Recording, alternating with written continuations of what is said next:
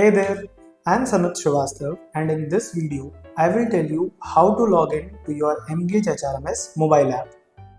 Open the Emgage app on your mobile. Now, input your company name.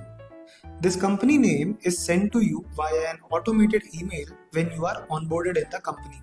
You will have to input only that company name to log into the app. For example, Emgage's legal name is OSS Technovations Private Limited. However, for HRMS login, the name is OTPL. If you get the error company doesn't exist, you might want to check your inbox for the email with the right login name. Next, you need to input your personal login credentials. Usually, it is the employee ID and a unique password. Again, you might want to check your inbox for the email with the login credentials. If it is your personal device, you can select the Remember Me option to save your login credentials so that you don't have to enter them again. See, that was so easy.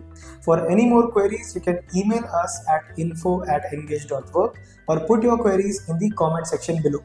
And of course, for anything related to HR or Emgage, don't forget to subscribe to Emgage's YouTube channel.